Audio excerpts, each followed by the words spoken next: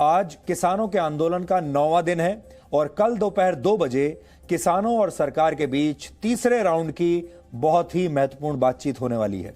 लेकिन इस बातचीत से पहले ही किसान संगठनों ने 8 दिसंबर को, आप नोट करके रख लीजिए, 8 दिसंबर को भारत बंद का ऐलान कर दिया है। यानी आपका वीकेंड और आने वाला पूरा हफ्ता इस आंदोलन की भेंट चढ़ सकता है, चाहे आप दिल्ली में रहते हैं या फिर भारत के किसी और शहर या किसी और राज्य में रहते हैं तो भी।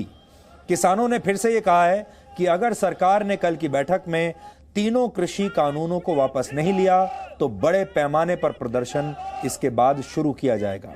आज पंजाब से डॉक्टरों की एक टीम सिंघू बॉर्डर पहुंची है, जिसने वहां मौजूद प्रदर्शनकारियों की जांच की और डॉक्टरों का कहना है कि इन प्रदर्शनकारियों के बीच कोरोना वायरस अब तेजी से फैल सकता है।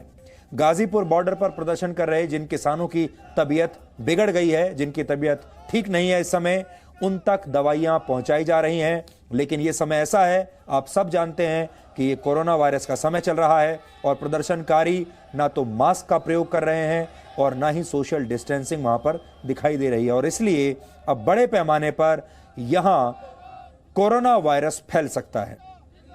इस प्रदर्शन की वजह से दिल्ली और गाजियाबाद के बीच नेशनल हाईवे 24 बंद है। जम्मू कश्मीर को दक्षिण भारत से जोड़ने वाला देश का सबसे लंबा नेशनल हाईवे 44 भी कई जगहों पर बंद है। बल्लभगढ़ में भी, जो दिल्ली के पास बल्लभगढ़ है, वहां पर भी किसानों के आंदोलन की वजह से कई रास्ते बंद कर दिए गए हैं।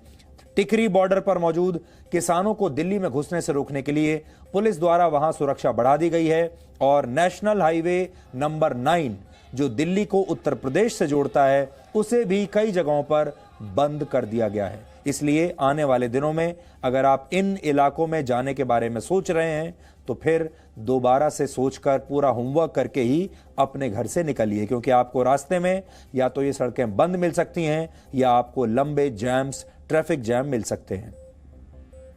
मशहूर अमेरिकी लेखक मार्क ट्वेन ने एक बार कहा था कि जब तक सच अपने जूते पहन रहा होता है तब तक झूठ आधी दुनिया का चक्कर लगा चुका होता है। मार्क ट्वेन ने यह बात करीब 125 साल पहले कही थी, लेकिन इन 100 वर्षों में दुनिया बहुत बदल चुकी है और आज के दौर में जितनी देर में सच अपने जूते के फीते बांधता है तब तक झूठ दुनिया के 2-3 चक्कर लगा चुका होता है। यानी आधी दुनिया नहीं, बल्कि अब जो झूठ है वो तब तक दुनिया के ही 2-3 चक्कर लगा लेता है। और अगर ये झूठ नफरत के कंधों पर सवार हो तो इसकी रफ्तार किसी सुपरसोनिक मिसाइल से भी तेज हो जाती है। यानी झूठ में नफरत वाले बूस्टर इंजन आजकल लग चुके हैं। पिछले महीने 30 नवंबर को डीएनए में रात 9 बजे हमने आपको दिल्ली के सिंघू बॉर्डर पर खड़े एक ट्रैक्टर की तस्वीरें दिखाई थी, जिस पर खालिस्तान जिंदाबाद के नारे लिखे हुए थे और AK-47 राइफल का एक चित्र बना हुआ था। हमने इसी दौरान आपको प्रदर्शन में शामिल एक प्रदर्शनकारी का बयान भी सुनाया था, जो ये कह रहा था कि जो हाल इंदिरा गांधी का हुआ था वही हाल प्रधानमंत्री नरेंद्र मोदी का करेंगे अगर उनकी बातें नहीं मानी गई तो। फिर भी हमें एक बार को तब ये लगा था कि इस आंदोलन में खालिस्तान की एंट्री तो हो गई है, लेकिन नफरत वाली इस मिसाइल की रफ्तार शायद ज्यादा नहीं होगी और ये लंबा सफर तय नहीं कर पाएगी। हो सकता है कि प्रदर्शनकारियों में कुछ लोग ऐसे रहे हों जो कि खालिस्तान के साथ सिंपैथी रखते हैं, जो खालिस्तान के समर्थक हों। लेकिन इस खबर को दिखाने के सिर्फ 15 घंटे के अंदर ही न्यूयॉर्क में भारत के किसानों के समर्थन में रैलियां निकाली गईं और इनमें भी खालिस्तानी विचारधारा वाले पोस्टर लहराए गए। और इस पोस्टर को अब आप ध्यान से देखिए। इस पर इंदिरा गांधी और प्रधानमंत्री मोदी की तस्वीर लगी हुई है और इस पर लिखा है कि 1984 में इंदिरा गांधी ने जो गड़बड़ की तो वो चली गई। ये सिर्फ समय की बात है, जो मोदी को भी समझ में आ जाएगा। ये देखिए, ये लिखा हुआ है। एक तरफ इंदिरा गांधी की तस्वीर है, एक तरफ नरेंद्र मोदी की तस्वीर है। एक के नीचे 1984, दूसरे के नीचे वर्ष 2020 लिखा है और इसमें लिखा है कि इंदिरा गांधी का जो हश्र हुआ, Indira Gandhi messed up and she paid for it. ये देखिए लिखा है, she messed, she is gone, it's just matter of time, the other one is going to realise it soon. यानी मोदी को भी यह बात बहुत जल्दी समझ में आ जाएगी कि इंदिरा गांधी ने क्या गलती की थी। यानी जो बात भारत में यहां दिल्ली के पास जो प्रदर्शनकारी कह रहा था, उस प्रदर्शनकारी ने क्या कहा था वो भी आज हम आपको एक बार फिर से सुनवाएंगे, लेकिन वही बात 15 घंटे के बाद न्यूयॉर्क में भी कही जा रही है। 1984 में इंदिरा गांधी की उन्हीं के सुरक्षा कर्मियों द्वारा गोली मारकर हत्या कर दी गई थी, आपको यह बताने की जरूरत नहीं। जाहिर है इस पोस्टर के जरिए प्रधानमंत्री मोदी को भी उसी तरह से जान से मारने की धमकी दी गई है। इतना ही नहीं, इस रैली में खालिस्तान के झंडे भी लहराए गए। खालिस्तान की जो भाषा 30 तारीख को दिल्ली में बोली गई, वही न्यूयॉर्क के इन पोस्टर्स पर भी लिखी हुई है। यहां देख लीजिए, खालिस्तान लिखा हुआ है इस पोस्टर पर। आपको न्यूयॉर्क में खालिस्तान समर्थकों द्वारा निकाली गई रैलियां और दिल्ली में देश के प्रधानमंत्री को दी गई धमकी को अब एक साथ जोड़कर सुनना चाहिए। ये तो इतनी का है, ये इंदिरा ठोकती मोदी की शादी में। ये तो इतनी का है, ये इंदिरा ठोकती मोदी की शादी में। ये तो इतनी का है, ये इंदिरा ठोकती मोदी की शादी में। ये तो इतनी का है, ये इंदिरा ठोकती मोदी की शादी में। ये तो इतनी का है, ये इंदिरा ठोकती मोदी की शादी में। ये तो इतनी का है, ये इंदिरा ठोकती मोदी की शादी में। यानी दिल्ली में खड़े एक ट्रैक्टर पर नफरत वाली जो बातें लिखी थी, उन्हें न्यूयॉर्क तक पहुंचने में 15 घंटे का समय भी नहीं लगा।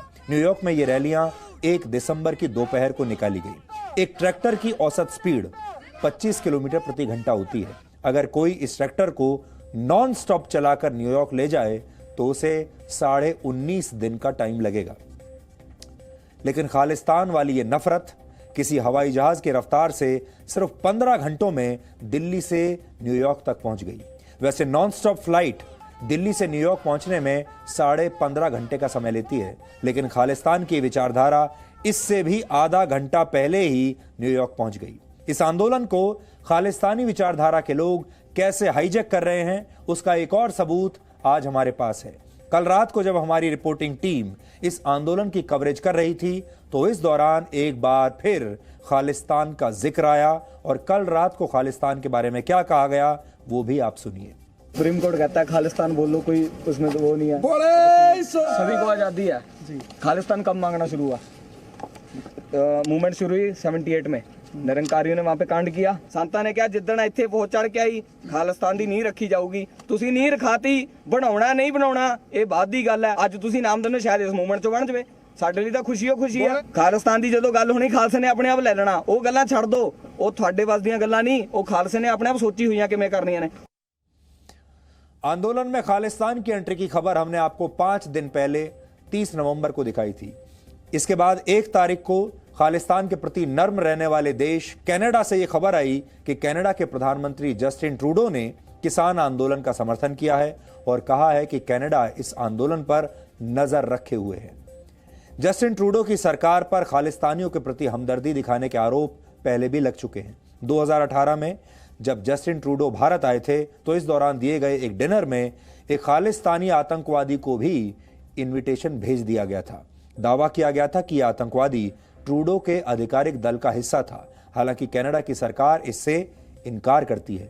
लेकिन कनाडा के वैंकूवर शहर में भी एक और रैली निकाली गई है, जिसमें भारत की सरकार का विरोध किया गया है। प्रधानमंत्री मोदी के खिलाफ आपत्तिजनक भाषा का प्रयोग किया गया है। यहां तक भी ठीक था, लेकिन इस रैली में खालिस्तान के झंडे लहराए गए और खालिस्तान के समर्थन में खुलकर नारे भी लगाए गए। इस रैली में मौजूद कुछ लोगों ने जो नारा लगाया वो बहुत गंभीर है, और ये नारा था, भिंडरवाला की सोच से डरा देंगे ठोक के। तो यहां पर भी भिंडरवाले का नाम लिया गया है, खालिस्तान का नाम लिया गया है। खालिस्तान के समर्थक सिखों के लिए एक अलग देश हमेशा मांग करते हैं, और इसके लिए वो आतंकवाद का भी सहारा लेते हैं, सब जानते हैं। अब आप सोचिए, कनाडा की धरती पर अगर कोई व्यक्ति आतंकवादी संगठन ISIS के झंडे लहराने लगे तो वहां की सरकार क्या करेगी? उसे बिना देर किए जेल में डाल दिया जाएगा। लेकिन खालिस्तान के समर्थक खुलेआम कनाडा की सड़कों पर खालिस्तान जिंदाबाद के नारे लगा रहे हैं, भिंडरवाला के नारे लगा रहे हैं, और वहां की सरकार कुछ नहीं कर रही, और इसे लोकतंत्र का नाम दे रही है, इसे फ्रीडम ऑफ स्पीच का नाम दे रही है। कल यानी 3 तारीख को हमने आपको बताया था कैसे खालिस्तान की मांग करने वाले वो संगठन जो विदेशों से संचालित होते हैं वो विदेशों में बसे युवाओं को भड़का रहे हैं। ऐसे ही एक संगठन का नाम है सिख फॉर जस्टिस, जिसने इस आंदोलन में शामिल किसानों को 7.5 करोड़ रुपए की मदद देने का ऐलान किया है। ये संगठन भी खालिस्तान के नाम पर भारत में आतंकवाद फैलाने का काम करता है। आंदोलन में खालिस्तान की एंट्री की ये क्रोनोलॉजी हमारे तमाम दावों को आज पुख्ता कर देगी और ये साबित कर देगी कि किसान आंदोलन को देश विरोधी ताकतें हाईजैक करना चाहती हैं और इसके लिए सिर्फ देश में ही नहीं बल्कि विदेशों में भी जमीन तलाशी जा रही है। और हम इसी से देश को और अपने किसान भाइयों को सावधान करना चाहते हैं। हम फिर से ये कह रहे हैं, हम किसानों के साथ हैं। किसानों की जो मांग है वो लोकतांत्रिक तरीके से जिस तरीके से उठा रहे हैं उसका समर्थन करते हैं, लेकिन हम पहले दिन से किसानों को ये आगाह कर रहे हैं कि कुछ ऐसे लोग हैं, कुछ अलगाववादी लोग हैं जो अपने फायदे के लिए इस आंदोलन को हाईजैक करना चाहते हैं और इसमें बहुत सारी विदेशी ताकतें भी सक्रिय हैं। अब न्यूयॉर्क में जो हुआ वो आपने देख लिया, कनाडा में जो हुआ वो भी आपने देख लिया। पंजाब के मुख्यमंत्री कैप्टन अमरिंदर सिंह ने कल देश के गृह मंत्री अमित शाह से मुलाकात के बाद यही कहा था कि इस आंदोलन का असर देश की सुरक्षा पर भी पड़ सकता है। और इसके जवाब में आज पंजाब के पूर्व उप मुख्यमंत्री सुखबीर सिंह बादल ने एक ट्वीट किया है और लिखा है कि पंजाब के किसानों के साथ जब भी कुछ अच्छा होता है तो अमरिंदर सिंह को देश की सुरक्षा खतरे में लगने लगती है। उन्होंने ये भी लिखा कि इंदिरा गांधी की आत्मा आज भी अमरिंदर सिंह में जिंदा है। जाहिर है अमरिंदर सिंह की बातों को इंदिरा गांधी से जोड़कर सुखबीर बादल कुछ इशारा करने की कोशिश कर रहे हैं।